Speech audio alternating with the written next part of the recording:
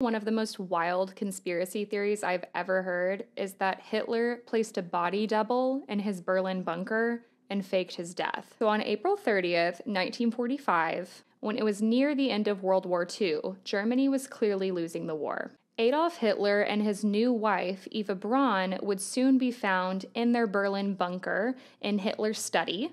They were both dead.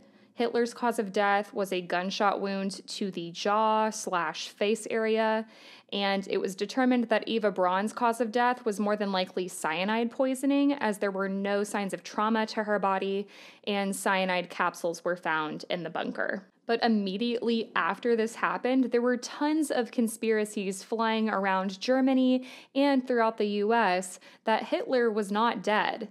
He had fled the country. Sightings of Hitler and sometimes sightings of he and his wife, Eva Braun, were being reported all over the world. And I dive into this story much more in episode 79 of my podcast, Perplexity, a Mystery Podcast. So if this story interests you, be sure to follow along, and you can hear the whole story on YouTube or wherever you get your podcasts. So according to most historians, this is how April 30th, 1945 went. Soviet troops were closing in on Berlin, and Hitler knew that this was the end for him. He quickly married Eva Braun, and then he made out his will.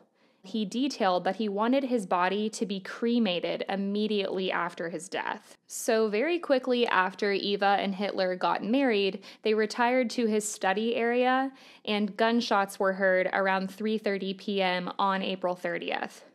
A group rushed in, and they found Eva and Hitler both lying dead on the sofa. The bodies were examined for about 10 minutes, and then they were dragged up to a garden area, and they were covered in petrol and immediately burned. The bodies didn't burn completely, though.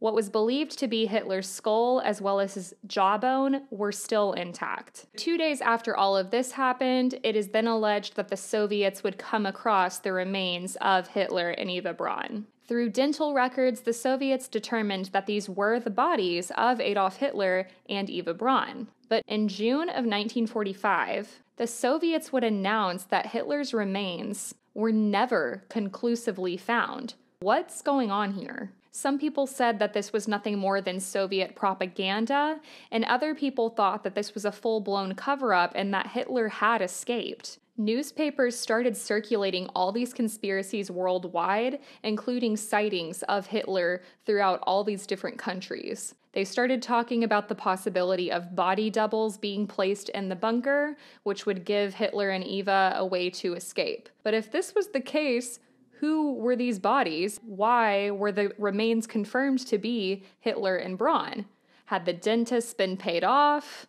Who knows? Even some former intelligence officers and presidents were speculating that Hitler had escaped. A big part of what really set all of this off is that Joseph Stalin openly confirmed that Hitler was not dead. There have been a lot of books written about all of this. In 2011, there was a book claiming that Hitler had fled to Argentina. And in 2014, there was another book published that placed Hitler in a small Brazilian town. In 2015, on the History Channel, there was even a show called Hunting Hitler. And in this show, they interviewed a bunch of people that claimed they had spotted Hitler. They also made claims like he was plotting a Fourth Reich in South America. But despite all of these conspiracies and alleged sightings, most historians agree Adolf Hitler and Eva Braun died that day in that bunker in 1945. But part of why this conspiracy continues is because very few people have been allowed to even see, let alone examine, these few remains of Hitler's skull and jaw. The lack of forensic evidence combined with the obscure details of what went down that day are the perfect storm for a conspiracy theory. In 2009, there was this archaeologist and bone specialist who examined the remains. His name was Nick Bellatoni, and they would pull DNA and test this. And this is where it gets really crazy, and this is like the one thing that I keep holding on to.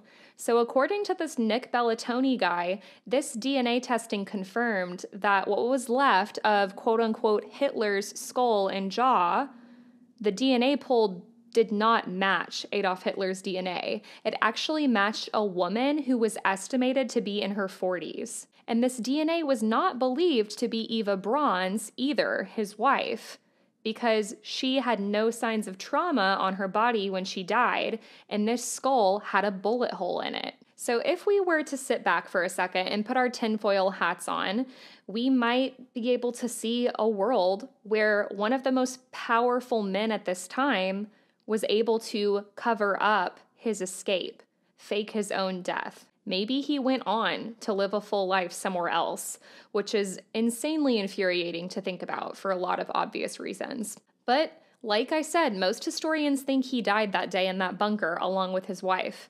So what do you guys think about this conspiracy? Let me know down in the comments. And like I said, I get way more into this in episode 79 of Perplexity, a Mystery Podcast. So if you want to learn more, be sure to follow along or hear the full story, episode 79, available on YouTube or wherever you listen to podcasts.